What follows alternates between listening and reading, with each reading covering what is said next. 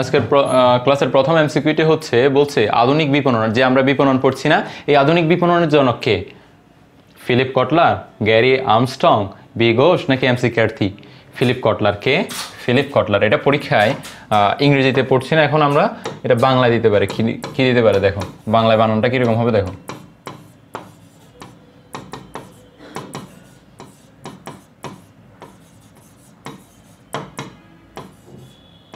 ঠিক আছে, আনসারটা কি? Philip Kotler. এটার পরটা বলছে বিপণন কি? বিপণন কি? বিপণন এই অপশানে দিছে পণ্য উৎপাদন, অর্থাৎ বিপণন কি পণ্যের উৎপাদন করে, পণ্যের ভ্যালু সৃষ্টি করে, পণ্য কি ভোগ করে নাকি গ্রাহকের সন্তুষ্টি বিধান করে? একটা জিনিস মনে রাখবা, বিপণনের মূল উদ্দেশ্যটা হচ্ছে মূলত ক্রেতা সন্তুষ্টি। মূল উদ্দেশ্য কি? ক্রেতা সন্তুষ্টি।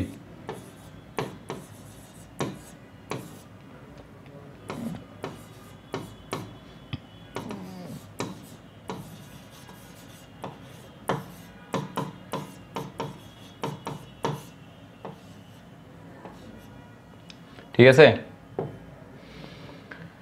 বিপণনের মূল উদ্দেশ্যটা কি? ক্রেতাদের সন্তুষ্টি অর্জন করা। কিভাবে? দীর্ঘমেয়াদী সম্পর্ক সৃষ্টির মাধ্যমে। দীর্ঘমেয়াদী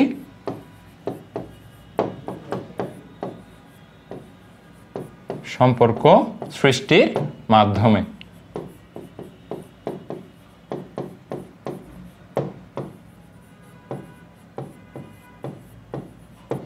তাহলে এটার আনসার কি হবে আশা করি তোমরা বুঝতে পারছো। 4 নাম্বারটা না, গ্রাহকের সন্তুষ্টি বিধান হচ্ছে কি বিপণনের মূল উদ্দেশ্য। এরপরটা বলছে ক্রেতা ভ্যালিউ কি? ক্রেতা ভ্যালিউর একটি সূত্র আছে, আমরা ক্লাসে করছিলাম। ক্রেতা ভ্যালিউ সূত্রটা হচ্ছে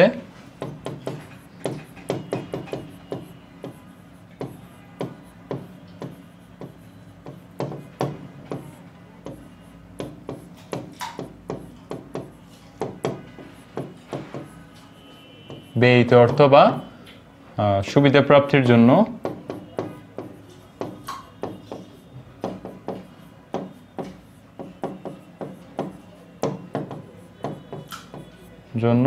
ব্যয়িত অর্থ।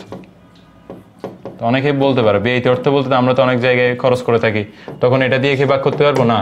মূলত আমরা যে সুবিধাটা পাবো ওই সুবিধাটা পাওয়ার জন্য যে ব্যয়টা করব ওইটা দিয়ে যখন আমরা ডিভাইড করব এবং শেষে যে আনসারটা পাবো, উত্তরটা পাবো, এটাকে আমরা কি বলবো? ক্রেতা ভ্যালিউ। তাহলে কি হবে? পণ্য থেকে প্রাপ্ত সুবিধা, পণ্যের মূল্য, ক্রেতা ও বিক্রেতা সম্পর্ক নাকি প্রাপ্ত সুবিধা ও ব্যয়ের পার্থক্য, কোনটা হবে? আশা করি বুঝতে পারছো। 4 নাম্বারটা না? এবার আসো 4 নাম্বার কি বলছে দেখো। ক্রেতা সন্তুষ্টি কি? কাস্টমার স্যাটিসফ্যাকশন কি? পণ্য থেকে প্রাপ্ত সুবিধা, আনন্দ ও হতাশার অনুভূতি, লাভজনকভাবে বিক্রয় সম্পাদন, বিভিন্ন পক্ষের মধ্যে সম্পর্ক স্থাপন। আশা করি তোমরা পারবা। এটা হচ্ছে 2 নাম্বারটা, আনন্দ ও হতাশার অনুভূতি। এটা বোর্ড পরীক্ষায় মিনিমাম 8 বার আসছে এই প্রশ্নটা, 8 বার আসছে এই প্রশ্নটা, শুধু এটা জেনে রাখলে হবে। কাস্টমার স্যাটিসফ্যাকশন হচ্ছে মূলত একজন ক্রেতা পণ্যটা ভোগ করার পরে যে রিভিউটা দেয় ওটা যদি আনন্দ হইলে তখন এটা কাস্টমার স্যাটিসফ্যাকশন হবে, আর যদি সেটা হতাশা হয় মানে সে যে আশাটা করছে পণ্যটার থেকে ওটার থেকে যদি একটু কম হয় আর কি, তাহলে এটা হতাশা ব্যক্ত করছে, তখন এটা কাস্টমার স্যাটিসফ্যাকশন হবে, এটা কাস্টমার অসন্তুষ্টি অর্থাৎ ক্রেতা অসন্তুষ্টি হবে। ঠিক আছে, এটার পরটা কি বলছে দেখো। বিপণন মূলত কিসের উপর সর্বোচ্চ গুরুত্ব দেয়? বিক্রেতার ক্রয় ক্ষমতার উপর। বিক্রেতা বলতে গিয়ে যিনি বিক্রয় করে, তাহলে এটা আসবে না। বুঝতে পারছি, অর্থাৎ বিপণন তো মূলত ক্রেতা অর্থাৎ ভোক্তার উপর কি করে গুরুত্ব দিয়ে কাজ করে বিপণনের সব কাজগুলা, এখানে বিক্রেতার আসবে কেন? তাহলে 1 নাম্বারটা এমনিতেই চলে গেল। তারপরটা হচ্ছে প্রচার ও বিজ্ঞাপন, আচ্ছা এটা রাখলাম। তারপরে বলছে পণ্য উৎপাদন, তারপরে বলছে ক্রেতা সন্তুষ্টি, তাহলে কোনটা হবে? ক্রেতা সন্তুষ্টি। এটার পরটা হচ্ছে বলছে শিল্প বিপ্লব কোথায় সংগঠিত হয়েছিল? শিল্প বিপ্লব কোথায় সংগঠিত হয়েছিল? অপশন দিছে, এ হচ্ছে যুক্তরাষ্ট্র, বি হচ্ছে ইংল্যান্ড, সি হচ্ছে ফ্রান্স, আর ডি হচ্ছে জাপানে। তাহলে এখানে আমাদের অনেকের কাছে নতুন লাগতে পারে শিল্প বিপ্লবটা কি, তাই না? শিল্প বিপ্লব হচ্ছে মূলত অষ্টাদশ শতাব্দীর শেষে যান্ত্রিক শক্তি আবিষ্কারের ফলে ইংল্যান্ডের শিল্প জগতে, কোথায়? ইংল্যান্ডের শিল্প জগতে পণ্য উৎপাদনে যে ব্যাপক পরিবর্তন আসে তাকে আমরা এক কথায় বলবো শিল্প বিপ্লব। ইন্ডাস্ট্রি ডেভেলপমেন্ট অফ ইন্ডাস্ট্রিয়াল এরকম একটা সেক্টর বলা হয় আর কি। তাহলে শিল্প বিপ্লব হচ্ছে এক কথায় আমরা জানবো শিল্প বিপ্লবের আগে মানুষ পণ্য উৎপাদন কিভাবে করত? হাতের মাধ্যমে, কারিগরি উপায়ে। কি উপায়ে? কারিগরি উপায়ে। শিল্প বিপ্লবের পরে যখন যান্ত্রিক শক্তি আবিষ্কার হয়, শিল্প বিপ্লবের পরে তারা মানুষরা পণ্য উৎপাদন কিভাবে করছে? যন্ত্রের সাহায্যে। এটাই হচ্ছে মূলত একটা শিল্প বিপ্লবের বৈশিষ্ট্য। তো এখানে বলছে আমাদের প্রশ্নটা হলো শিল্প বিপ্লব কোথায় সংঘটিত হয়েছে? তাহলে কোথায় দিব? এই যে আমি বলছিলাম না সংজ্ঞার মধ্যে, ইংল্যান্ডের শিল্প জগতে। এটা ইংল্যান্ডে সবার প্রথমে হয়েছিল। সবার প্রথমে কোথায় হয়েছিল? ইংল্যান্ডে। ইংল্যান্ডের পরে হয়েছিল ফ্রান্সে। যদি ইংল্যান্ডটা অপশনে না থাকে তখন আমরা কি দিব? ফ্রান্স। ইংল্যান্ডের পরে ফ্রান্স, তারপরে দিব যুক্তরাষ্ট্র।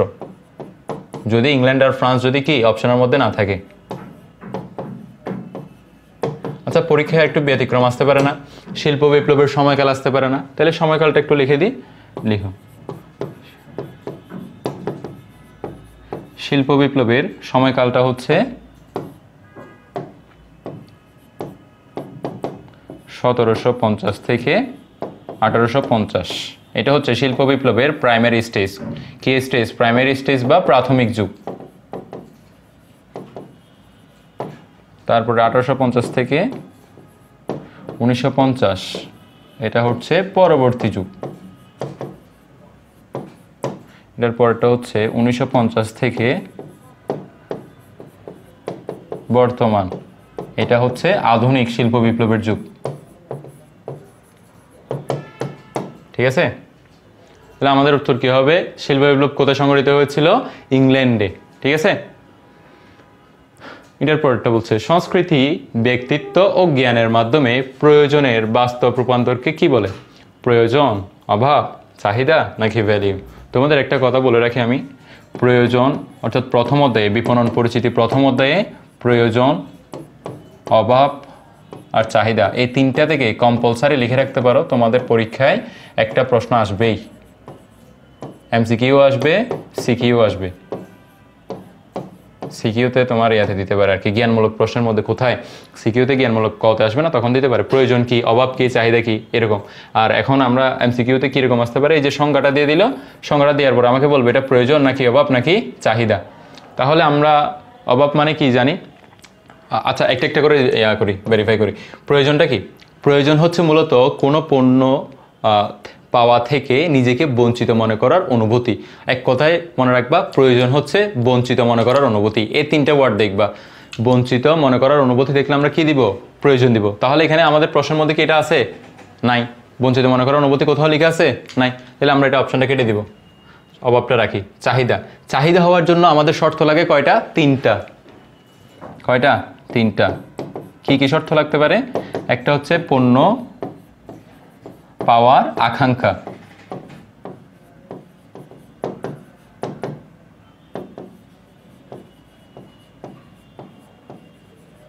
এটা এক নম্বর সূত্র। তারপরটা হচ্ছে পণ্য ক্রয়ের সামর্থ্য, তারপরটা হচ্ছে অর্থ ব্যয়ের ইচ্ছা। এই তিনটা শর্ত যখন পূর্ণ হবে, পরিপূর্ণ হবে, তখন আমরা এটাকে বলতে পারবো কি? চাহিদা। তো ব্যয়ের ইচ্ছা। তাহলে এখানে এই তিনটা শর্তের মধ্যে একটাও আছে? নাই। এটার পরটা হচ্ছে ভ্যালিউ। ওই যে আমরা কিছুক্ষণ আগে পড়ছিলাম না, ক্রেতা ভ্যালিউ কি? ক্রেতা ভ্যালিউ হচ্ছে কোনো পণ্য থেকে প্রাপ্ত সুবিধা এবং সুবিধা ব্যয়, অর্থাৎ সুবিধাটা প্রাপ্তির জন্য যে ব্যয়িত অর্থ হয়, অর্থটা ব্যয় করতে হয়, সেটার পার্থক্যকে আমরা কি বলবো? ভ্যালিউ বা ক্রেতা ভ্যালিউ বলবো। তাহলে এটাও না। আর বেঁচে রইল কোনটা? অভাব। এবার অভাব হচ্ছে কি দেখো, প্রয়োজন যখন ভোক্তার সংস্কৃতি ও ব্যক্তিত্বের মাধ্যমে প্রভাবিত হয়ে তা বাস্তবে প্রকাশ পায়, তখন তাকে আমরা কি বলবো? অভাব বলবো। উদাহরণস্বরূপ যদি আমি তোমাকে বলি, এই যে বাংলাদেশের মানুষরা খিদে লাগলে আমরা কি খাই? দুপুরবেলায় মাছ ভাত খাই।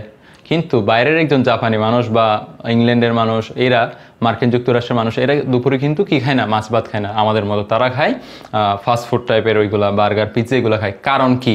এটার কারণটা কি? আমরা মাছ ভাত খাই, ওরা ফাস্টফুড খাই, কারণ আমাদের খিদে লাগলে এরকম হয় কেন? কারণ মূলত এটা সংস্কৃতি, আমাদের পূর্বপুরুষরা যেটা অনুসরণ করে আসছে আমরাও কিন্তু সেটা অনুসরণ করছি, আর ওদের পূর্বপুরুষরা যেটা অনুসরণ করছে ওটা ওরা অনুসরণ করতেছে।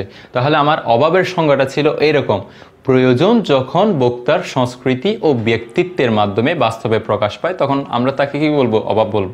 অর্থাৎ তার এই যে তার খিদে লাগার এটা একটা প্রয়োজন, তারপর এটা হচ্ছে কি সংস্কৃতির মাধ্যমে যখন বাস্তবে প্রকাশ পাবে। সে মাছ ভাত খেলে তখন আমি ধরে নিতে পারবো এই বাঙালি, এই ফাস্টফুড খেলে আমি ধরে নিতে পারবো এই জাপানিজ বা কোনো একটা বাইরের দেশের মানুষ আর কি, এরকম না? তাহলে এটাকে আমরা এক কথায় মনে রাখবো, সংস্কৃতি কথাটা যদি প্রশ্নের মধ্যে উল্লেখ থাকে, কি বলছি?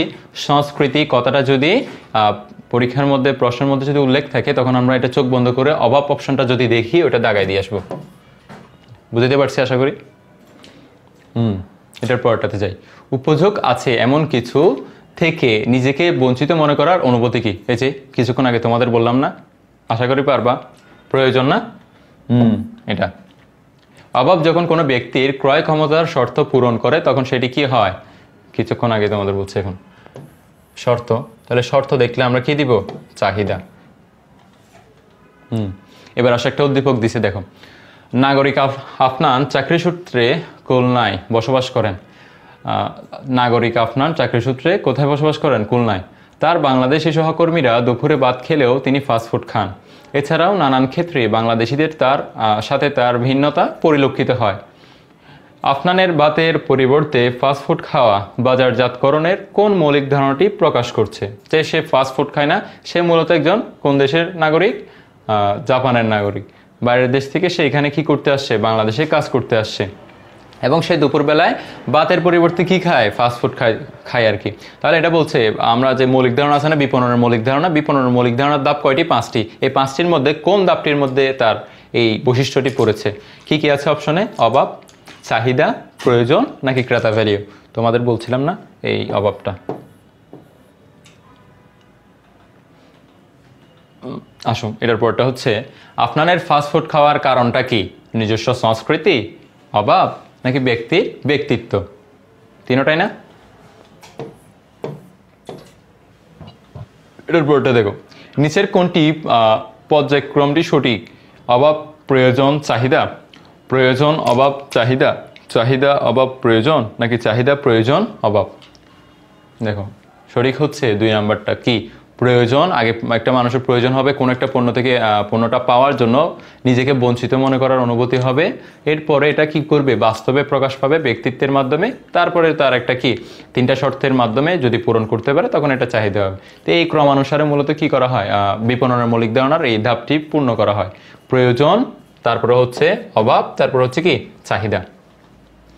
তারপরে দেখো, নিজে অর্থ ব্যয় না করেও পণ্য ব্যবহার করতে পারেন কে? অর্থাৎ নিজে অর্থ ব্যয় করবে না কিন্তু পণ্যটা কি করতে পারবে? ভোগ করে উপযোগ নিঃশেষ করতে পারবে। এরকম কি হতে পারে? অপশন আছে পরিবেশক, ক্রেতা, ভোক্তা, নাকি উৎপাদনকারী। তাহলে আমরা সবাই জানি এটা ভোক্তা না? ঠিক আছে। বিপণনের সামাজিক গুরুত্ব কি?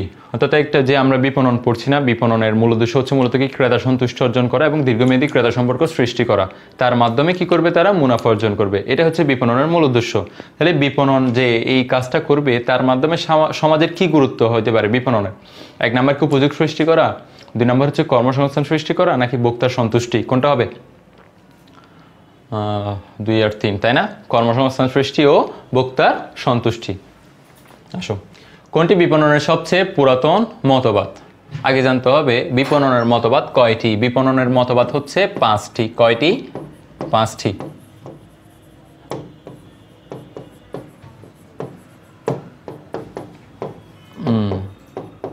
এখানে যে 4টি দেখতে পাচ্ছ না, এই 4টির বাইরে আরেকটা আছে, এটা হচ্ছে বিপণন মতবাদ। এই 4টি এবং আরেকটি হচ্ছে এটি কি? বিপণন মতবাদ।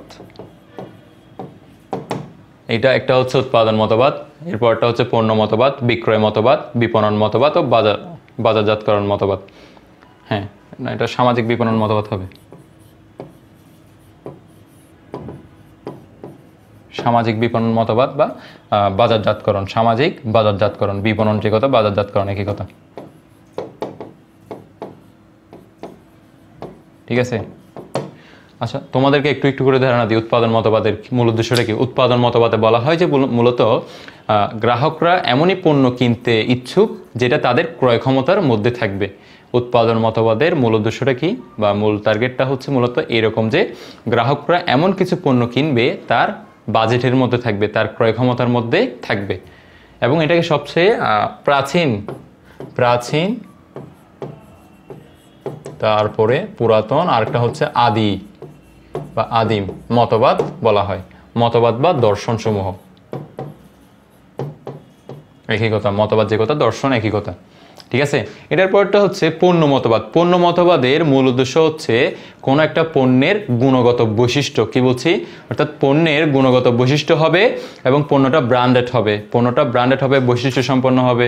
এইগুলাই হচ্ছে কি পণ্য মতবাদের মূল উদ্দেশ্য, বৈশিষ্ট্য সম্পন্ন হবে আর কি।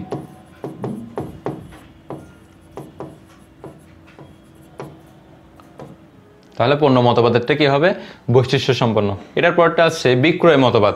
বিক্রয় মতবাদে বলা হয়েছে মূলত গ্রাহকরা কিন্তু পণ্য কিনতে আগ্রহী নয়, গ্রাহকরা কিন্তু পণ্য কিনতে কি নয়, আগ্রহী নয়। মূলত আমাদেরকে যারা বিপণন করে, বিপণন কাজের সাথে জড়িত আছে, তাদেরকে করতে হয়, বলা হয় যে মূলত গ্রাহকদের পণ্য কিনতে আগ্রহী করে তুলতে হবে।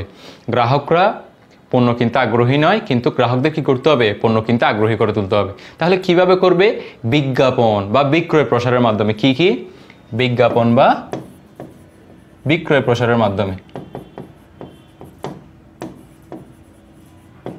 আমি তোমাদের কি বলছিলাম, বিক্রয় মতবাদের মূল থিমটা হচ্ছে মূলত গ্রাহকরা পণ্য কিনতে আগ্রহী নয়, কিন্তু তাদেরকে কি করতে হয়, পণ্য কিনতে আগ্রহী করে তুলতে হয়। এটার পরটা হচ্ছে বাজারজাতকরণ মতবাদ বা বিপণন মতবাদ। বিপণন মতবাদের মূল উদ্দেশ্য হচ্ছে ওই যে বিপণনের মূল উদ্দেশ্য যেটা, এটাই ক্রেতা সন্তুষ্টি করা। অর্থাৎ তাদের মতবাদটা এরকম যে গ্রাহককে তুমি যত বেশি কি করতে পারবা, সন্তুষ্ট করতে পারবা, বাজারে ততদিন টিকে থাকতে পারবা, এই টাইপের। এটা হচ্ছে কি বিপণন মতবাদ। এটার পরে একটা ছিল ওই যে নতুন একটা দেখেছিলাম না তোমাদেরকে, 5 নাম্বারটা হচ্ছে কি সামাজিক বিপণন মতবাদ। সামাজিক বিপণন মতবাদের ওই সেম এটার মতো, বিপণনের এই যে ক্রেতা সন্তুষ্টি অর্জন করা, এটাই তাদের টার্গেট, কিন্তু তার পাশাপাশি তারা মতবাদের বলা হয়েছে, অর্থাৎ সামাজিক বিপণন মতবাদে বলা হয়েছে ক্রেতা সন্তুষ্টির মাধ্যমে সমাজের কি করা, উন্নতি করা, সমাজের উন্নয়নের কাজে কি করা, নিজেকে নিয়োজিত রাখাই হচ্ছে মূলত কি সামাজিক বিপণন মতবাদের মূল থিম। তাহলে এবার বুঝতে পারছো বিপণনের সবচেয়ে পুরাতন, প্রাচীন, আদিম মতবাদ হচ্ছে কোনটা, উৎপাদন মতবাদ। এটার পরটা দেখো, কোনো বিষয়ে অর্জিত বাস্তব জ্ঞানকে কি বলে, অভিজ্ঞতা বলে। কি বলে, অভিজ্ঞতা বলে। বাংলাদেশের সবচেয়ে ব্যবসায়ের ক্ষেত্রে কোন মতবাদটি বেশি ব্যবহৃত হয়, উৎপাদন মতবাদ। তারা মূলত বাংলাদেশের ব্যবসায়ী যারা আছে সবসময় তারা পণ্য ক্রেতার কিসের উপর নির্ভর করে, ক্রয় ক্ষমতার উপর, অর্থাৎ ক্রেতার কিসের উপর, ক্রয় ক্ষমতার উপর নির্ভর করে পণ্য উৎপাদন করে থাকে। এই জন্য এটা উৎপাদন মতবাদকে কি করে থাকে, ফলো করে। এটার পরটা দেখো, কি ধারণা অনুযায়ী এই বক্তাদের সর্বাধিক পছন্দ সেই সব পণ্য যেগুলো সর্বোচ্চ মান, কর্মক্ষমতা এবং উদ্ভাবনী বৈশিষ্ট্যের ধারণা করে। আশা করি বুঝতে পারছো, পণ্য না। এটার পরটা, অযাচিত পণ্য বিক্রয়ের জন্য বাজারজাতকরণের কোন মতবাদটি উপযুক্ত। অযাচিত পণ্য এখন আমাদের কাছে নতুন একটা শব্দ না, যারা ক্লাস করি নাই আগে বা বই ধরি নাই একদম, তাদের কাছে এটা নতুন শব্দ। অযাচিত পণ্যটা কি, অযাচিত পণ্য হচ্ছে এমন একটা পণ্য যেটা সম্পর্কে গ্রাহকরা জানে, তার সত্ত্বেও কি কেনার কোনো আগ্রহ প্রকাশ করে না। তাহলে আমার কোন মতবাদে বলছিল গ্রাহকরা পণ্য কেনার আগ্রহ প্রকাশ করে না, কিন্তু আগ্রহ করে তুলতে হয়। কোন মতবাদ, বিক্রয় মতবাদ। আশা করি মনে আছে তোমাদের সবার, যে কিছুক্ষণ আগে বললাম তোমাদেরকে, বিক্রয় মতবাদে বলা হয় গ্রাহকরা মূলত পণ্য কিনতে আগ্রহী নয়, কিন্তু তাদেরকে কি করতে হয়, পণ্য কিনতে আগ্রহী করে তুলতে হয়। এবং কিসের মাধ্যমে পণ্য কিনতে আগ্রহী করে তুলবো, বিজ্ঞাপন বা বিক্রয় প্রসারের মাধ্যমে। কিসের মাধ্যমে, বিজ্ঞাপন বা বিক্রয় প্রসারের মাধ্যমে। তাহলে আশা করি বুঝতে পারছি অযাচিত পণ্য বিক্রির জন্য বাজারজাতকরণের কোন মতবাদটি উপযুক্ত, বিক্রয় মতবাদ, তাই না। এটার পরটা দেখো, গাছ লাগান পরিবেশ বাঁচান বৈশিষ্ট্য অনুযায়ী এটি কোন ধরনের পণ্য। এটি হচ্ছে একটা ধারণা, এটা কি একটা কনসেপ্ট বা ধারণা।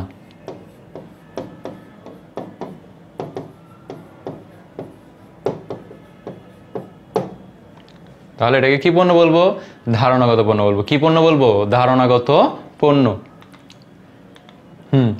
দৃশ্যমান ও অদৃশ্যমান কোনো কিছু যা বক্তার প্রয়োজন পূরণ করতে পারে তাকে কি বলবো, অবশ্যই জানি, পণ্য না। 4P এর জনক কে? 4P, হ্যাঁ 4P বলতে কি বুঝেছি দেখো, price, place, promotion and product. এই যে 4টা পি দেখো তো এখানে। 4P কেন বলা হয় জানো? এই দেখো প্রত্যেকটা ওয়ার্ডের শুরুতে কি আছে? পি। এই দেখো পি পি পি, এই যে এইগুলোকে সংক্ষেপে কি বলা হয়? 4P বলা হয়। এবং 4P কে বিপণনের ভাষায় বলা হয় বিপণন মিশ্রণ।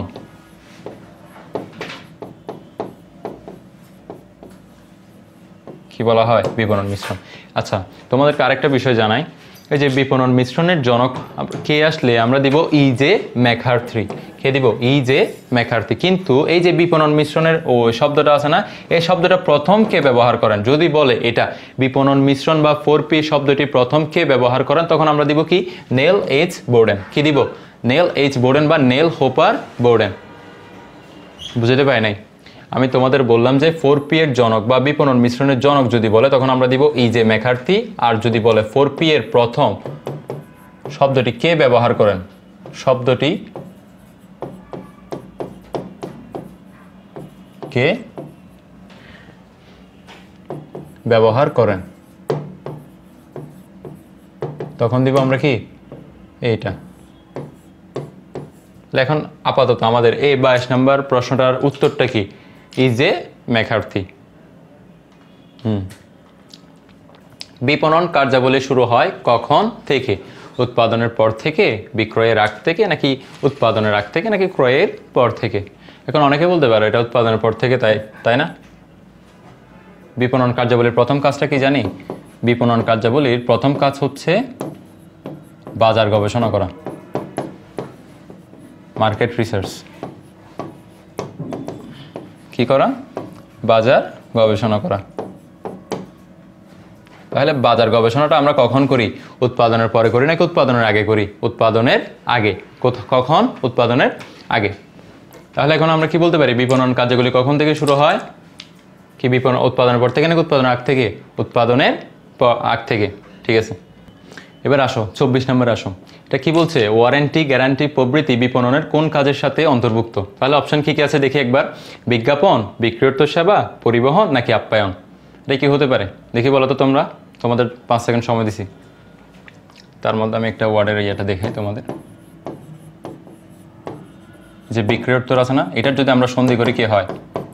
বিক্রয় প্লাস উত্তর। উত্তর মানে কি? পরে। অর্থাৎ বিক্রয়ের পরবর্তী সময়ে আমরা যে সেবাটা দিব সেটাকে আমরা কি বলবো? বিক্রয়োত্তর সেবা বলবো। তাহলে ওয়ারেন্টি, গ্যারান্টি এগুলো কখন দেওয়া হয়? অর্থাৎ পণ্যটা কেনার পরে। এবং ওয়ারেন্টি, গ্যারান্টি এগুলো বেশি দেওয়া হয় কোন প্রোডাক্টের ক্ষেত্রে? ইলেকট্রনিক প্রোডাক্টের ক্ষেত্রে। কোন প্রোডাক্টের ক্ষেত্রে? ইলেকট্রনিক, যেমন মোবাইল, ল্যাপটপ, এইগুলা। অর্থাৎ ওয়ারেন্টি, গ্যারান্টি কোন পণ্যের সাথে বেশি দেওয়া হয়? ইলেকট্রনিক্স পণ্যের সাথে। আশা করি বুঝতে পারছি। এটার পরটা হচ্ছে বিপণনের কাজ নয় কোনটি? অপশনে কি কি দেওয়া আছে দেখি। বন্টন, উৎপাদন, ক্রয়, বিক্রয়, নাকি বাজার গবেষণা? কি বলছে? বন্টন, উৎপাদন, ক্রয়, বিক্রয়, নাকি বাজার গবেষণা? কোনটা বলো তো? এটা আশা করি পারবা তোমরা।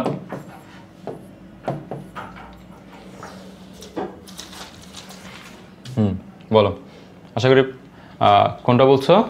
উৎপাদন, তাই না? এটার পরটা দেখো। নিচের কোনটি বিপণনের সর্বাধিক গুরুত্বপূর্ণ কাজ? ওই যে আমরা অপশন দেখব, এই বিপণনের কাজ যেগুলো আছে এর মধ্যে সবচেয়ে বেশি গুরুত্বপূর্ণ কাজ কোনটি দেখব। এটা হচ্ছে মান নিয়ন্ত্রণ, বিক্রয়, পরিবহন, নাকি গুদামজাতকরণ? এটা দুনতানো আসবে। বলো তো কোনটা হবে? এক কথায় তোমরা মনে রাখতে পারো, বিপণনের সর্বাধিক গুরুত্বপূর্ণ কাজ যদি দেখো কি দিবা? বিক্রয়। কারণ বিপণনের সব কাজ করা হয় ভোক্তাকে কেন্দ্র করে, এবং ভোক্তাকে কি করা হয়? প্রোডাক্টগুলো বিক্রয় করা হয়। এই জন্য বলা হয় বিপণনের সর্বাধিক গুরুত্বপূর্ণ কাজ কি? বিক্রয়। পরিবহন কোন ধরনের উপযোগ সৃষ্টি করে? পারবা আশা করি। এটা হচ্ছে রূপগত, সত্যগত, সময়গত, নাকি স্থানগত? অপশন 4 সত্যগত। 28 নম্বর। উৎপাদন ও ভোগের মধ্যবর্তী সময় পর্যন্ত পণ্য ধরে রাখাকে কি বলে? উৎপাদন ও ভোগের মধ্যবর্তী সময়, অর্থাৎ উৎপাদন করার সাথে সাথে কিন্তু পণ্য সবগুলো কিন্তু আমরা কি করে ফেলি না, বিক্রয় করে ফেলি না। এই একটা সময় অর্থাৎ পণ্যটা বিক্রয় করার আগ পর্যন্ত এটাকে আমার কি করে রাখতে হয়, বৈজ্ঞানিক সম্মত উপায়ে সংরক্ষণ করে রাখতে হয়। এটাকে বিপণনের ভাষায় বলা হয় গুদামজাতকরণ। বৈজ্ঞানিক সম্মত উপায়ে যদি কোনো পণ্যকে আমরা সংরক্ষণ করে রাখি, আমরা এটাকে কি বলবো, গুদামজাতকরণ বলবো। তাহলে গুদামজাতকরণ আছে অপশনে, যেটা সি। তাহলে এটাই হচ্ছে কি আনসার। পণ্যকে বিভিন্ন বিভাগে ভাগ করার মৌলিক সীমা নির্ধারণ করাকে কি বলে? গুদামজাতকরণ, পর্যায়িতকরণ, প্রমিতকরণ নাকি মোড়কীকরণ? আমি জানি তোমরা পরীক্ষায় এই প্রশ্নটা আসলে সবাই কিন্তু বিটা দাগাই দিবা, পর্যায়িতকরণ, কারণ এখানে বলছে বিভিন্ন বিভাগে ভাগ করা। তাহলে অনেকে এইভাবে মুখস্থ করছো, বিভিন্ন ভাগে যদি ভাগ করি এটাকে আমরা কি বলবো, পর্যায়িতকরণ বলবো। কিন্তু না, এখানে একটা সমস্যা করছে, শেষে দিয়ে বলছে পণ্যের মৌলিক সীমানা নির্ধারণ, মৌলিক সীমা নির্ধারণ। এটা মনে রাখতে পারো, এই যে এই কথাটা যদি উল্লেখ থাকে, আশেপাশে কি লিখছে এগুলো দেখার দরকার নাই।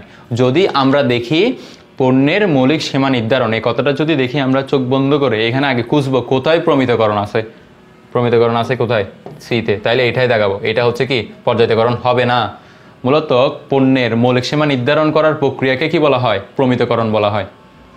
বুঝে দেবো এনে তোমাদেরকে। তোমাদের বললাম যে যদি তোমরা যদি দেখো প্রশ্নের মধ্যে মৌলিক সীমা নির্ধারণ এই কথাটা যদি দেখো, এখানে প্রশ্নের মধ্যে অপশনের মধ্যে খুঁজবা কোথায় আছে প্রমিতকরণটা, ওইটা খুঁজে ওইটাতে কি করবা, দাগায় দিয়ে আসবা।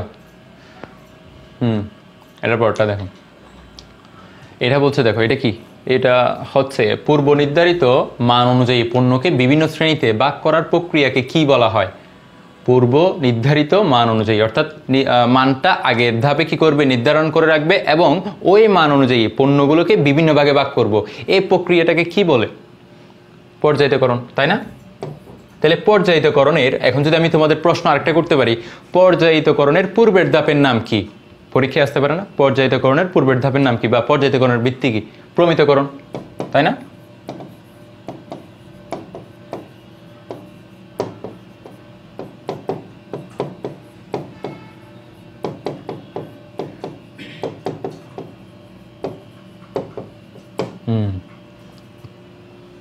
তাহলে দেখো তো পর্যায়িতকরণ আগে কি, অর্থাৎ আগে পণ্যের মান বা সীমা নির্ধারণ করবে, পণ্যের মান বা সীমা নির্ধারণ করবে, পরবর্তীতে ওই মান অনুযায়ী কি করবে, পণ্যটাকে বিভিন্ন ভাগে ভাগ করবে। এটাকে বলা হয় মূলত কি, পর্যায়িতকরণ। আসো এটার পরটা কি বলছে দেখো, মোড়কীকরণের ফলে পণ্যের কি হয়? গুণগত মান রক্ষা পায়, চাহিদা বাড়ে, আকর্ষণীয়তা বাড়ে। কোনটা হবে দেখি বলো তো? পারবা আশা করি তোমরা। এটা হচ্ছে 1 আর 3, গুণগত মান রক্ষা পায় আর কি, পণ্যের মোড়কীকরণের ফলে পণ্যটা একটু কি আকর্ষণীয় হয়ে ওঠে গ্রাহকের কাছে। দেখো এটার পর একটা উদ্দীপক আসছে, উদ্দীপকটা পড়ি। জনাব মামুন চাঁপাইনবাবগঞ্জ থেকে বিভিন্ন ধরনের আম সংগ্রহ করে ঢাকার বিভিন্ন স্থানে সরবরাহ করেন। সম্প্রতি মহাসড়কে তীব্র যানজট হওয়ায় আম বোঝাই গাড়ি ঢাকা পৌঁছাতে বিলম্ব হচ্ছে, ফলে প্রচুর আম পচে নষ্ট হচ্ছে এবং জনাব মামুন ক্ষতির সম্মুখীন হচ্ছে। কেন? তিনি মূলত 1 নম্বর সমস্যা হচ্ছে মহাসড়কে তীব্র যানজট হয়, তারপরে হচ্ছে ঢাকা পৌঁছাতে বিলম্ব হয়, প্রচুর আম পচে নষ্ট হচ্ছে এবং জনাব মামুন ক্ষতির সম্মুখীন হচ্ছে। এইরকম যখন আমরা এমসিকিউ, উদ্দীপকের এমসিকিউ সলভ করব, যখন সলভ করবো আর পরীক্ষায় যদি আসে, তখন আগে উদ্দীপকটা পড়ে নিব, কোন জায়গায় থেকে প্রশ্ন আসতে পারে ওইটা আমি আগে মাথায় ঢুকানোর পরে ওইখানে আন্ডারলাইন করে দিব। তাহলে পরবর্তীতে প্রশ্নটার সাথে আমরা যখন আন্ডারলাইন করে দিব বুঝতে পারবো যে কোনটার সাথে কোনটা ইন্টার রিলেটেড। তাহলে দেখো তো জনাব মামুন কোন ধরনের বাধার সম্মুখীন হচ্ছে, তাহলে আমরা দেখো তো একটা জিনিস ওই যে আন্ডারলাইন করে দিলাম না, সম্প্রতি মহাসড়কে তীব্র যানজট হওয়ায় আম বোঝাই গাড়ি ঢাকা পৌঁছাতে বিলম্ব হচ্ছে। এটাই তো মূলত তার কি প্রথম বাধাটা। তাহলে এক জায়গা থেকে আরেক জায়গায় নিয়ে যেতেই তো তার সমস্যাটা হচ্ছে, তাই না? তাহলে এটা কোন ধরনের বাধা হতে পারে? মূলত এক স্থান থেকে অন্য স্থানে স্থানান্তরের প্রক্রিয়াকে আমরা জানি কিগত, স্থানগত, তাই না? এটা কি হবে? অপশন এ, স্থানগত। এটার পরটা কি দেখো, জনাব মামুনের আর্থিক ক্ষতি কমাতে করণীয় কি? এই যে তার কিছু আর্থিক ক্ষতি হয়েছে না এই যে পণ্যটার জন্য, এই যে এই দেখো কি হয়েছে, সে মূলত তীব্র যানজটে কি হয়ে গেছে, গাড়ি জামের কারণে আটকে গেছে, তারপরটা হচ্ছে কি আম পচে নষ্ট হয়ে গেছে, এরকম হয়েছে না? তাহলে এটা হওয়ার কারণে তার কি কি সমস্যা হতে পারে দেখো তো, অপশনের সাথে কি কি যেতে পারে? হিমাগার সম্পন্ন পরিবহন ব্যবহার, হিমাগার মানে কোল্ড স্টোরেজ, তাহলে কি হিমাগার সম্পন্ন পরিবহন ব্যবহার, পর্যায়িতকরণের ব্যবস্থা করা নাকি বিকল্প পথে পণ্য পরিবহন করা। তাহলে এখানে পর্যায়িতকরণের কথাটা আসছে কি জন্য? আমার তো মানটাকে ভাগ করার কোনো দরকারই নাই। তাহলে এটা ছাড়া এই 1 আর 3 হিমাগার সম্পন্ন পরিবহন ব্যবহার করতে হবে, অর্থাৎ এটা বৈজ্ঞানিক সম্মত উপায় আমার থেকে এটা সংরক্ষণ করে এক জায়গা থেকে আরেক জায়গায় নিয়ে যেতে হবে। কারণ যদি কোনো জায়গায় যদি আমরা জ্যামের সম্মুখীন হই তখন আমাদের কি করতে হবে? আমগুলো পৌঁছে না যাওয়ার জন্য হিমাগার সম্পন্ন করছি না, যার কারণে আমগুলো কি থাকবে? একটা সংরক্ষিত থাকবে। তারপরটা হচ্ছে বিকল্প পথে পণ্য পরিবহন করতে হবে। যে পথে জ্যাম বাঁচবে ওই পথের বিকল্প একটা পথে আমাদের কি করতে হবে? পরিবহনটা করতে হবে।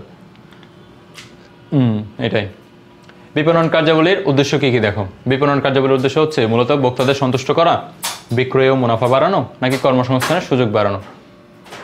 তিনটাই। নিম্নের কোনটি বাজারজাতকরণের সহায়ক কাজ? এটার জন্য আমাদের বইয়ে যেতে হবে, অর্থাৎ বিপণন কার্যাবলীতে যাইতে হবে। বিপণন কার্যাবলীতে যাওয়ার পরে তখন আমরা পড়বো এখানে বিপণন কার্যাবলীর ধাপ হচ্ছে 3টি, ওই 3টির ওইখানে যাব। এখানে একটা সহায়ক কাজ নামে একটা কলাম থাকবে, ওইখানে দেখবো ওইখানে কিছু উপাদান আছে, ওইগুলো পড়লে আশা করি কমন পাবো। সত্যগত উপযোগ, গুদামজাতকরণের এগুলা। তারপরটা হচ্ছে বিক্রয়, মান নির্ধারণ ও শ্রেণীবদ্ধকরণ। কি হবে? মান নির্ধারণ ও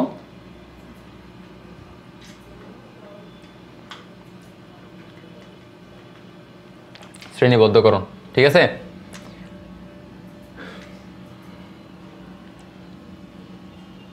এটার পরটা বলছে পর্যায়িতকরণের নিচের কোনটি করা হয়, অর্থাৎ নিচের কোনটির মাধ্যমে পর্যায়িতকরণ করা হয়। 1 নম্বর বলছে গুণাবলীর ভিত্তিতে পণ্য বিভক্ত করা, একটা বলছে বৈশিষ্ট্য অনুযায়ী পণ্যকে বিভক্ত করা, একটা বলতে স্বাদ অনুযায়ী পণ্যকে বিভক্ত করা, আর পরটা বলছে গন্ধ অনুযায়ী পণ্যকে বিভক্ত করা। কি হবে দেখি বলো তো?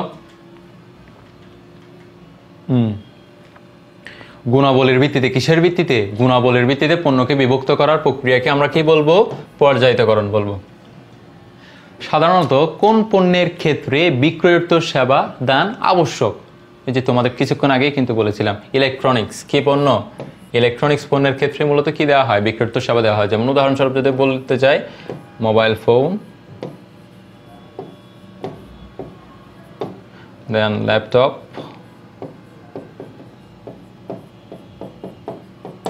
তারপরে কম্পিউটার, এইগুলাই।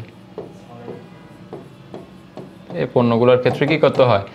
বেশি বেশি বিক্রয়োত্তর সেবা দিতে হয়, অর্থাৎ বিক্রয়ের পরবর্তী সময় গ্রাহক একটা সময় পর্যন্ত কি দেয়? সেবা দেয়। করোনা ভাইরাসের হাত থেকে রক্ষা পেতে মাস্ক খুবই কার্যকর একটি পণ্য। ব্যাপক চাহিদা থাকায় নাচ ড্রাগস ব্যাংক ঋণ নিয়ে উন্নত মানের মাস্ক উৎপাদন ও গুদামজাতকরণ করে পরবর্তীতে নিজস্ব পরিবহনে সারা দেশে কি করে? বিপণন করে থাকে। তাহলে আমরা একবার উদ্দীপকটা পড়ার সাথে সাথে কোন জায়গায় সমস্যা হতে পারে একটু দেখি। ব্যাপক চাহিদা থাকায় নাচ ড্রাগস ব্যাংক ঋণ নেয়। কি ঋণ নেয়? ব্যাংক থেকে ঋণ নেয়। তারপরে কি করে? গুদামজাতকরণ করে। কি করে? গুদামজাতকরণ করে পরবর্তীতে নিজস্ব পরিবহনে সারা দেশে কি করে থাকে? বিপণন করে থাকে। তাহলে আমাদের এখানে বলছে উদ্দীপকের নাচ ড্রাগস প্রতিষ্ঠানটি এর উৎপাদন পূর্ববর্তী কাজ কোনটি? অর্থাৎ উৎপাদন পূর্ববর্তী মানে উৎপাদন করার পূর্বে কোন কাজটি তাদের করতে হয়? কি বলছে? বিজ্ঞাপন, অর্থায়ন, গুদামজাতকরণ নাকি পরিবহন? কি হবে? উৎপাদন করার পূর্বে কোন কাজটা আমাদের করতে হয়? বিজ্ঞাপন নাকি গুদামজাতকরণ নাকি পরিবহন? গুদামজাতকরণ তো আমরা পণ্য তৈরি করার পরে, উৎপাদন করার পরে করতে হবে, তাহলে এটা হবে না। এবং পণ্যটা উৎপাদন করার পরে এক স্থান থেকে অন্য স্থানে নিয়ে যাব, তাহলে এটাও পরবর্তী কাজ। বিজ্ঞাপনও দিতে হয় মূলত উৎপাদনের পরে, পণ্যটা তৈরি করার পরে। এরপরটা হচ্ছে কি? অর্থায়ন কেন? এই যে এখানে দেখতে পাচ্ছি নাচ ড্রাগস কোত্থেকে ব্যাংক টাকা নেই, অর্থাৎ মূলধনটা জোগাড় করে ব্যাংক থেকে। কোত্থেকে? ব্যাংক থেকে ঋণ নেওয়ার মাধ্যমে। এটা কি হবে? অপশন অর্থায়ন। এটার পরটা কি? নাচ ড্রাগস কর্তৃক গৃহীত উৎপাদন পরবর্তী কাজ কোনটি? অর্থাৎ উৎপাদন পরবর্তী কাজ কোনটি? কাঁচামাল ক্রয়, গুদামজাতকরণ, পরিবহন। এটা আশা করি তোমরা সবাই পারবে। বলো তো কি হবে? আচ্ছা, কাঁচামাল আমরা ক্রয় কখন করি? তোমাদের যদি আমি এখন প্রশ্ন করি, কাঁচামাল আমরা ক্রয় কখন করি? মূলত উৎপাদন করার পূর্বে। কখন? উৎপাদন করার পূর্বে। কারণ উৎপাদন করার জন্য আমাদের যে উপকরণগুলো লাগে বিপণনের ভাষায় সেগুলোকে বলা হয় কাঁচামাল, বা ইংরেজিতে বলা হয় র ম্যাটেরিয়ালস। কি বলছি?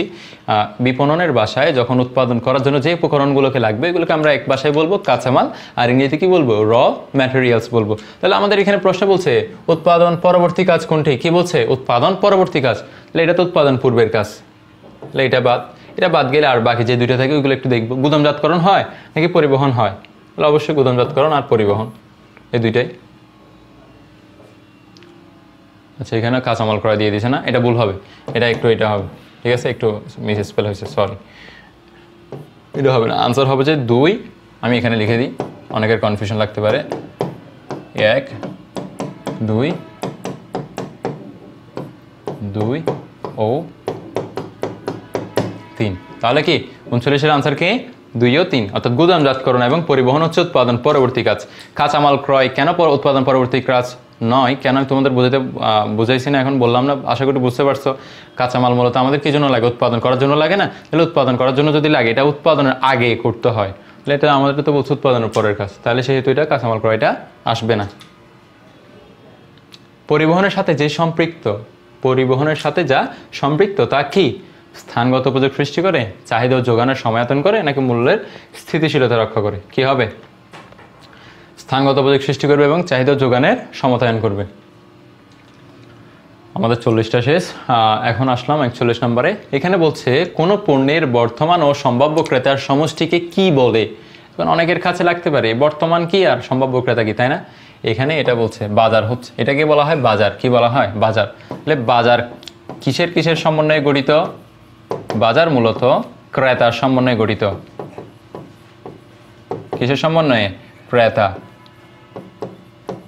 কোন ধরনের ক্রেতা? এই যে এখন বর্তমানে যে পণ্যগুলো কিনে, ওই ক্রেতাটাকে বর্তমান ক্রেতা বলি। বর্তমান ক্রেতা বা নিয়মিত ক্রেতা। কি বলবো? বর্তমান ক্রেতা বা নিয়মিত ক্রেতা, ঠিক আছে? আর যারা এখন কিনে না কিন্তু ইন ফিউচার ভবিষ্যতে কিনবে, এখনো কিন্তু আমার পণ্যটা কিনে না কিন্তু ভবিষ্যতে কিনতে পারে, ওদেরকে আমরা বলি সম্ভাব্য ক্রেতা। কি বলি? সম্ভাব্য ক্রেতা। তাহলে সম্ভাব্য ক্রেতাকে আবার আর অন্যভাবে বলতে গেলে তোমরা কি বলতে পারো? ভবিষ্যতের ক্রেতা। কি বলতে পারো? ভবিষ্যতের ক্রেতা, তাই না? তাহলে আমরা বলতে পারি বর্তমান ক্রেতা, নিয়মিত ক্রেতা, সম্ভাব্য ক্রেতা, ভবিষ্যতের ক্রেতার সমন্বয়ে কি হবে? সমষ্টিকে আমরা বলবো মূলত বাজার। কি বলবো? বাজার। 42 নম্বরটা হচ্ছে কি? বাজার কত প্রকার? বাজার হচ্ছে 2 প্রকার। বাজার কয় প্রকার? 2 প্রকার। একটা হচ্ছে ভোক্তা বাজার, আর একটা হচ্ছে শিল্প বাজার, ঠিক আছে?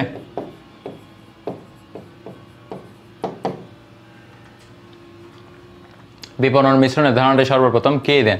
তোমাদের শুরুতে বলেছিলাম ওই যে 4P কে আরেক ভাষায় বিপণনের আরেকটি ভাষায় বলা হয় বিপণন মিশ্রণ। যে আমি তোমাদের বলছিলাম না, এই 4P শব্দটি আর জনক একজন, আর শব্দটি ব্যবহার করে আরেকজন। জনক বললে দিব আমরা, আবারও বলছি, আমি রিপিট করছি, 4P এর জনক বললে আমরা দিব যে ম্যাকার্থি, আর বলবো, আর 4P যদি শব্দটি পৃথিবীতে সর্বপ্রথম বা বিপণন মিশ্রণ শব্দটি কে ব্যবহার করেন, তখন আমরা কি দিব? নেল এইচ বোরেন বা নেল এইচের অনেক সময় আমরা নেল এইচ বোরেন বলি, কিন্তু এটাকে যখন আবার যদি ফুল ফর্ম করে দেয় তখন এইচটার ফুল ফর্মটা হচ্ছে হোপার। কি? হোপার। Neil Hopper Borden. এই যে আবার আসছে 4P এর জনক কি? E J McCarthy. কোন বাজারে নির্দিষ্ট স্থানে, অর্থাৎ কোন বাজারটি মূলত নির্দিষ্ট স্থানে কেন্দ্রীভূত থাকে, অর্থাৎ একটা জায়গায় থাকে? এটা শিল্প বাজার, ভোক্তা বাজার, পণ্য বিক্রেতা বাজার, নাকি সরকারি বাজার? অপশন হবে শিল্প বাজার, বি। নিচের কোন বাজারে ক্রেতার সংখ্যা বেশি থাকে? শিল্প বাজারে, ভোক্তা বাজারে, সরকারি বাজারে, নাকি পণ্য বিক্রেতার বাজারে? কোনটা? ভোক্তা বাজারে। কোথায়? ভোক্তা বাজারে ক্রেতার সংখ্যা বেশি, কারণ আমরা কম বেশি যারাই উৎপাদন কাজে নিয়োজিত থাকি না, তারাও কিন্তু দিন শেষে ভোগ করার জন্য পণ্য কিনে থাকে। তাহলে পৃথিবীর সবাই কিন্তু একবার হলেও কি করবে? ভোগ করার জন্য পণ্য কিনে থাকবে। তাই সেই ক্ষেত্রে আমরা বলতে পারি এই বাজারের, অর্থাৎ ভোক্তা বাজারের ক্রেতার সংখ্যা অন্যান্য বাজারের তুলনায় কি থাকে? বেশি থাকে। এটার পরটা কি বলছে দেখো, শিল্প বাজারের সদস্য কারা? ব্যক্তি ও পরিবার, উদ্যোক্তাগণ, খুচরা বিক্রেতা, নাকি পাইকারি বিক্রেতা? উদ্যোক্তাগণ হচ্ছে কি শিল্প বাজারের সদস্য। আবার আরেকটা আছে, উদ্যোক্তাগণ না দিয়ে তোমাদের একটা নতুন দিতে পারে, উৎপাদকগণ। কি দিতে পারে? উৎপাদকগণ। উৎপাদকগণ। তাইলে আমরা কি বলবো? শিল্প বাজারের সদস্য কারা কারা? মূলত উৎপাদকগণ এবং উদ্যোক্তাগণ হচ্ছে কি শিল্প বাজারের সদস্য।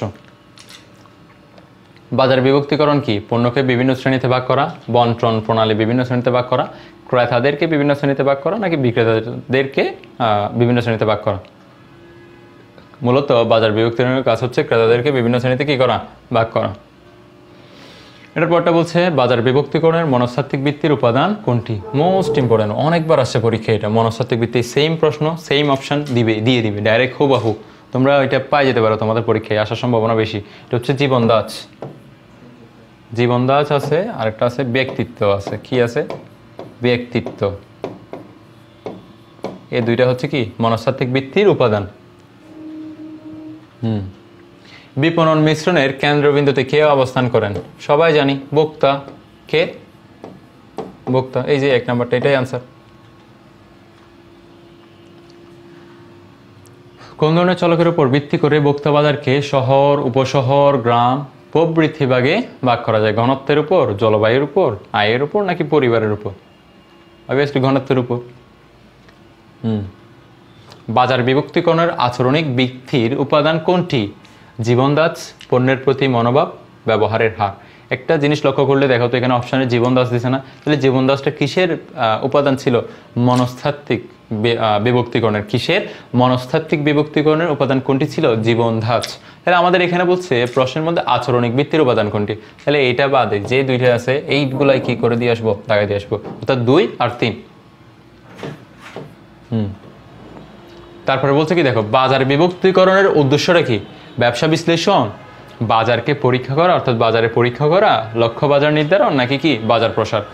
এটা হচ্ছে মূলত বাজার বিভক্তিকরণের মূল উদ্দেশ্যটা হচ্ছে টার্গেট মার্কেটিং। Target marketing.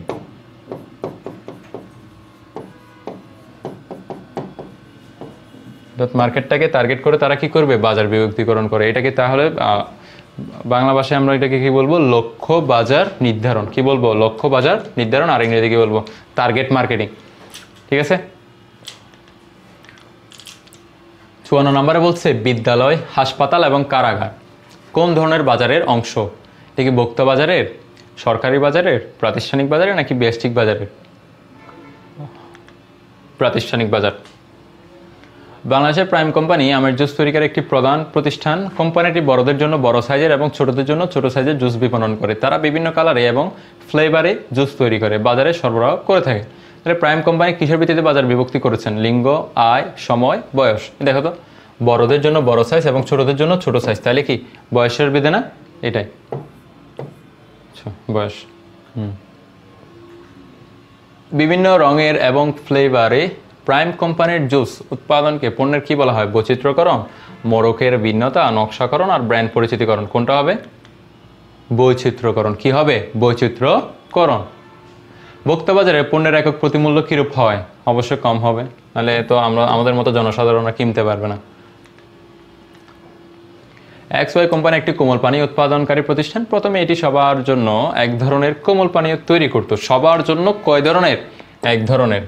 পরবর্তীতে শিশুদের জন্য পৃথকভাবে কি করে? কোমল পানীয় তৈরি করে। তাহলে এবার বলছে XY কোম্পানি কোন কৌশলটি গ্রহণ করেছেন? বাজার শ্রেণী বিন্যাসকরণ, বাজার বিভক্তিকরণ, ভোক্তা বিন্যাসকরণ, নাকি পণ্য বিভক্তিকরণ? তাই দেখো তো, বাজার বিভক্তিকরণ কিভাবে করা হয়? মূলত ক্রেতাকে বিভিন্ন ভাগে ভাগ করবে। এই যে আমার ক্রেতা আগে করতাম, আমি সব ধরনের ক্রেতার জন্য এক প্রকারের কোমল পানীয়। আবার কি করছি? আবার ক্রেতা ভাগ করে একটা শিশু ক্রেতার জন্য আমি কি পৃথকভাবে কোমল পানীয় করছি না? তাহলে এটা কি হবে? বাজার বিভক্তিকরণ। বুঝতে পারছি না? এটার পরটা কি? উক্ত কৌশল নেওয়ার ফলে XY কোম্পানি কি হবে? বিক্রি বাড়বে, খরচ কম হবে, মুনাফা বাড়বে। 1 ও 3। গ্রিন মার্কেটিং কি? গ্রিন মার্কেটিং হচ্ছে তোমাদের বলে দিই পরিবেশ বান্ধব পণ্য মার্কেটিং। পরিবেশ বান্ধব পণ্য মার্কেটিং। এটার পরটা কি?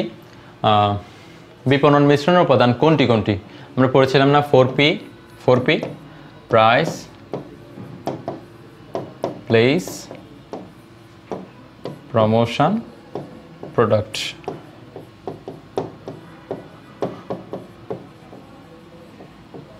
তাহলে এটাকে কি বলবো? প্রাইসকে বলবো দাম, প্লেসকে বলবো স্থান, প্রমোশনকে বলবো কি প্রসার বা বন্টন, প্রসারই বলা যায়, আর প্রোডাক্টকে বলবো কি পণ্য।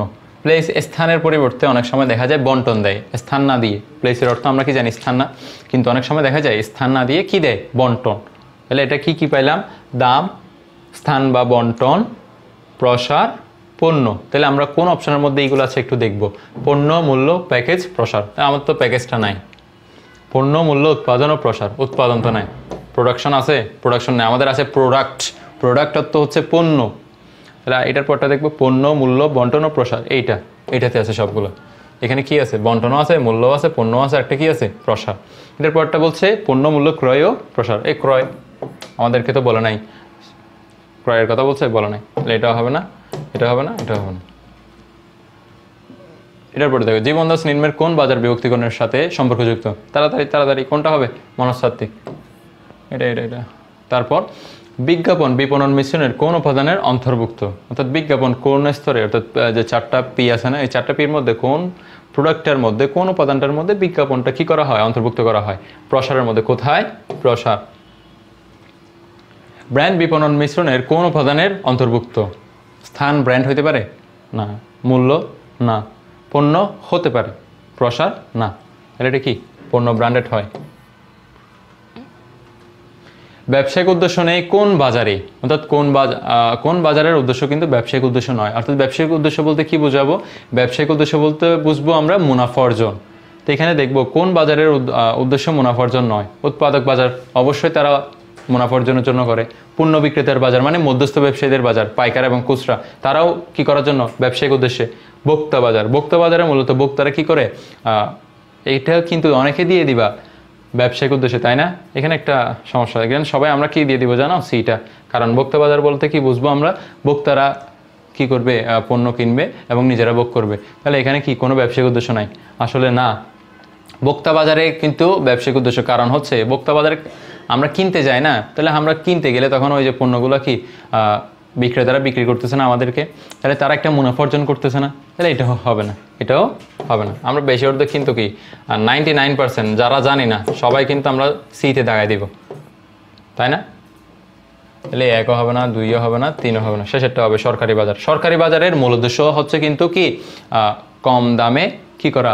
পণ্য বিক্রয় করা। ওই যে টিসিবির যারা আছে, তুমি দেখো অন্যান্য জায়গায় তেলের যদি এখানে 150 টাকা নেয়, তাহলে ওই টিসিবি নিবে 120 টাকা। তাহলে অন্যান্যদের চেয়ে অনেক না কম দামে নিচ্ছেন, অর্থাৎ এটা যে দামে উৎপাদন করে ওই দামে কিন্তু আমাদের কাছে পণ্যটা বিক্রি করছে। এটা তাও বলতে পারো আর কি টিসিবি। এটা হচ্ছে সরকারি বাজার। তাহলে সরকারি বাজারের উদ্দেশ্য হচ্ছে জনকল্যাণ সাধন করা।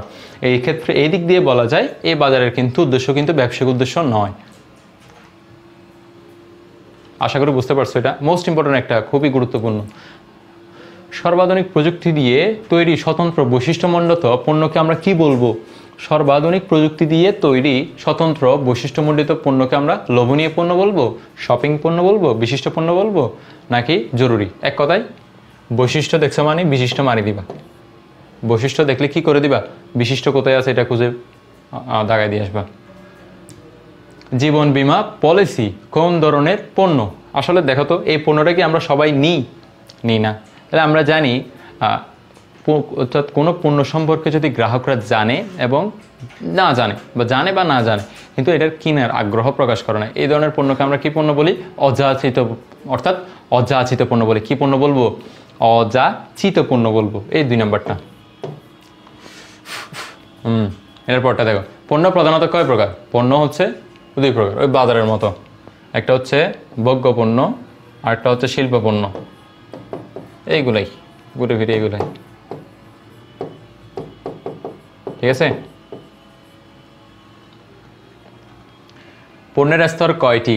পণ্যের স্তর 3টি। পণ্যের স্তর কয়টি? 3টি। চাল, ডাল, মাছ, গোস্ত প্রভৃতি কোন পণ্যের উদাহরণ? আবশ্যকীয় পণ্যের উদাহরণ। চাল, ডাল এগুলো আমাদের ডেইলি লাগে না, অর্থাৎ প্রতিদিন যে পণ্যগুলো লাগে ওইগুলোকে আমরা কি পণ্য বলবো? আবশ্যকীয় পণ্য বলবো। আবশ্যকীয় আরেকটা নাম আছে সুবিধা পণ্য। কি পণ্য? সুবিধা পণ্য। তারপরটা দেখো তো, নিচের কোন ধরনের পণ্য কেনায় পূর্ব পরিকল্পনার প্রয়োজন হয় না? অর্থাৎ কোন পণ্যের কেনার ক্ষেত্রে আমাদের পূর্বের কোনো পরিকল্পনা করতে হয় না? আবশ্যিক পণ্য বা সুবিধা পণ্য, লোভনীয় পণ্য, বিশিষ্ট পণ্য, নাকি শপিং পণ্য? এটা হচ্ছে অপশনটা হচ্ছে লোভনীয় পণ্য। সৌরশক্তির ব্যবহার বাড়ানোর কারণে জনাব সজল সৌরশক্তি চালিত নতুন ফ্যান উদ্ভাবন করলেন। ফ্যানটি কোন শ্রেণীর পণ্য? প্রধান, নিয়মিত অযাচিত, শিল্প, নাকি নতুন অযাচিত? এখন আমাদের কাছে আবার একটু ডিফারেন্ট হয়ে গেছে না? অযাচিত পণ্য তো আমরা একটা পড়ছিলাম, এখানে 2টা করতে গেছে, তাই না? অযাচিত পণ্য 2 প্রকার। কয় প্রকার? দুই প্রকার, একটা হচ্ছে নিয়মিত, নিয়মিত বা পুরাতন, নিয়মিত বা পুরাতন, আর একটা হচ্ছে নতুন। তাহলে এই যে আমরা একটা সংজ্ঞাতে বলেছিলাম, কোনো পণ্য সম্পর্কে গ্রাহকরা জানলেও আবার না জানলেও, অর্থাৎ জানলেও না জানলেও এটা কোত্থেকে আসছে, তাই না? অর্থাৎ যে পণ্যটা বাজারে অনেক দিন ধরে আছে সেটা সম্পর্কে গ্রাহকরা জানবে কিন্তু কেনার আগ্রহ প্রকাশ করবে না, এটাকে আমরা বলবো নিয়মিত বা পুরাতন অযাচিত পণ্য। কিন্তু আরেকটা হচ্ছে বাজারে নতুন আসছে আর কি, নতুন আসছে কিন্তু এটা সম্পর্কে গ্রাহকরা জানে না, নতুন সে বিপণন করে নাই, তোমার বিজ্ঞাপন করে নাই, বিক্রয় প্রসার কাজ করে নাই, এই কারণে এটা কি তোমার বাজারে নতুন আসছে এবং গ্রাহকরা জানে না, এই ক্ষেত্রে গ্রাহকরা কেনারও কোনো শর্ত আসে না, তো এই জন্য বলা হয় এটা হচ্ছে কি নতুন অযাচিত পণ্য। আচ্ছা, যে এখানে একটা বললেন না সৌরশক্তির দ্বারা ফ্যান উদ্ভাবন করলো, তাহলে সৌরশক্তির সাহায্যে, তাহলে দেখো তো এটা কি হতে পারে, কোনটা হতে পারে, নিয়মিতটা হবে নাকি নতুন অযাচিত হবে? আগে কি কোনোদিনও এটা ছিল সৌরশক্তির দ্বারা এটা, এবং এটা সম্পর্কে তো পৃথিবীর সবাই জানে না, তাহলে এটা কি কিনতে চাইবে? এটা নতুন, কোন ধরনের অযাচিত পণ্য? নতুন অযাচিত পণ্য। জনাব বাবুল তার কারখানায় পাউরুটি তৈরির জন্য প্রতিদিন 100 কেজি ময়দা কিনেন। জনাব বাবুল কোন পণ্যের ক্রেতা? তিনি কারখানায় পাউরুটি তৈরির জন্য, কি করার জন্য? কারখানায় পাউরুটি তৈরির জন্য 100 কেজি কি করবে? ময়দা কিনবে। তাহলে এটাকে কি পণ্য বলবো আমরা? শিল্প পণ্য। পণ্যের মূল্য বাড়লে যা ঘটে, চাহিদা কমে, যোগান বাড়ে, চাহিদা বাড়ে, কোনটা হবে? একটা জিনিস এরকম মনে রাখবা, চাহিদা কমে চাহিদা বাড়ে দুইবারে কিন্তু একসাথে হবে না, যে কোনো একটাই হবে। তাহলে হয়তো 1-2 হবে, নয়তো 2-3 হবে। কিন্তু একটা পণ্যের মূল্য যদি বাড়ে তখন চাহিদা কি বাড়বে নাকি কমে যাবে? অবশ্যই পণ্যের দাম যদি বেড়ে যায় চাহিদা কমে যাবে, এটা মনে রাখবা। তাহলে 1 আর কি 2। পণ্যের জীবনচক্রে যে স্তরে বিক্রির কম হয় এবং বন্টন ও প্রসার খাতে প্রচুর অর্থ ব্যয় করতে হয় সেটাকে বলবো আমরা সূচনা স্তর। কি স্তর বলবো? সূচনা স্তর। বিক্রির কম হয়, সেখানে একটা কি কথা বলছে? বিক্রি কম হয় বলছে না? তাহলে এটা কি হবে? সূচনা স্তর। ঠিক আছে, তাহলে দেখো তো এটার পরটাতে আসি। পণ্যের জীবনচক্রের কোন স্তরে স্থায়িত্বকাল বেশি হয়? পতন স্তরে, প্রবৃদ্ধি স্তরে, পূর্ণতা স্তরে নাকি সূচনা স্তরে? পূর্ণতা স্তরে। কোন স্তরে? পূর্ণতা স্তরে। পণ্যের জীবনচক্রের কোন স্তরে পণ্য বিক্রয় শুরু হয়? পণ্যের জীবনচক্রের কোন স্তরে পণ্যের বিক্রয় শুরু হয়? সূচনা স্তরে। কোন স্তরে? সূচনা স্তরে। পণ্য উন্নয়ন স্তরের মধ্যে বিক্রয়ের পরিমাণ কি থাকে? শূন্য থাকে, অর্থাৎ বিক্রয় হয় না, শুধু তারা বাজার গবেষণা করে পণ্যটা নিয়ে। তারপরে দেখো, পণ্যের জীবনচক্রের কোন স্তরে কি করা হয়? বিক্রয় দ্রুত বাড়ে। প্রবৃদ্ধি স্তরে। পণ্যের জীবনচক্রের কোন স্তরে মুনাফা থাকে না? ধরতে গেলে ওই যে বিক্রয় হয় না, এই জন্য উন্নয়ন স্তরে কি হয় না? মুনাফাও হয় না। বিক্রয় হলেই তো আমাদের মুনাফা হবে, বিক্রয় না হলে কি মুনাফা হতে পারবে? হবে না। এই জন্য উন্নয়ন স্তরে কি হয় না? মুনাফা থাকে না। আসো পরটা। কোন স্তরে কোম্পানি গবেষণামূলক কাজ এবং বাজার সম্পর্কে জানার জন্য বিপুল পরিমাণ অর্থ বিনিয়োগ করে? তাও পণ্য উন্নয়ন স্তর। ভারসাম্য বিন্দু বলতে যে বিন্দুতে আয় এবং ব্যয় কি হয়?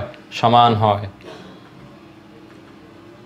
উৎপাদন ব্যয়ের সাথে নির্দিষ্ট পরিমাণ মুনাফার ধার্যমূলক মূল্য নির্ধারণকে আমরা কি মূল্য বলবো? ব্যয়ভিত্তিক মূল্য নির্ধারণ পদ্ধতি বলবো। 10,000 টাকা পণ্য কিনলে 10% ছাড়, এটি কোন ধরনের পণ্য? এটি হচ্ছে পরিমাণগত পণ্য। কোন পণ্য? পরিমাণগত বাট্টা বা পরিমাণগত পণ্য বলবো। নগদে পণ্য বিক্রয়ের সময় পণ্যের মূল্য হতে যে পরিমাণ অর্থ কম নেওয়া হয় তাকে আমরা বলবো নগদে। কথা আছে না? নগদ বাট্টা। ক্রয়ের পরিমাণের উপর ভিত্তি করে ক্রেতাকে যে বাট্টা দেওয়া হয় সেটাকে বলবো পরিমাণ বাট্টা। সাহাম ইলেকট্রনিক্স 2G প্রযুক্তির মোবাইল সেট উৎপাদন এবং বিক্রি করে। বর্তমানে 3G প্রযুক্তির স্মার্টফোন বাজারে প্রচলিত হওয়ায় তার উৎপাদিত মোবাইল ফোনের চাহিদা ক্রমাগত কমছে। সে 2G প্রযুক্তির মোবাইল সেট উৎপাদন করে, কিন্তু বাজারে 3G প্রযুক্তির মোবাইল ফোন আছে, যার কারণে তার ফোনের কি হয়? চাহিদা ক্রমাগত কম হয়। তাহলে দেখো তো, সাহাম ইলেকট্রনিক কর্তৃক উৎপাদিত মোবাইল ফোন কোন ধরনের ভোগ্যপণ্য? শপিং। কোন ধরনের ভোগ্যপণ্য? শপিং। মোবাইল ফোন হচ্ছে কোন ধরনের ভোগ্যপণ্য? শপিং ভোগ্যপণ্য। সাহাম ইলেকট্রনিক্স কর্তৃক উৎপাদিত মোবাইল পণ্যের জীবনচক্রের কোন স্তরে অবস্থান করছে? পতন স্তরে। পতন স্তরে। ঠিক আছে। জীবন বীমা পলিসি কোন ধরনের পণ্য? জীবন বীমা পলিসি অযাচিত পণ্য, অর্থাৎ এটা সম্পর্কে জানে কিন্তু গ্রাহকরা কি করতে পারে না? ক্রয় করতে ইচ্ছুক নয়। পণ্যের জীবনচক্রের কোন স্তরে প্রতি খরচ সর্বোচ্চ হয়? ক্রেতা প্রতি খরচ সর্বোচ্চ হয়।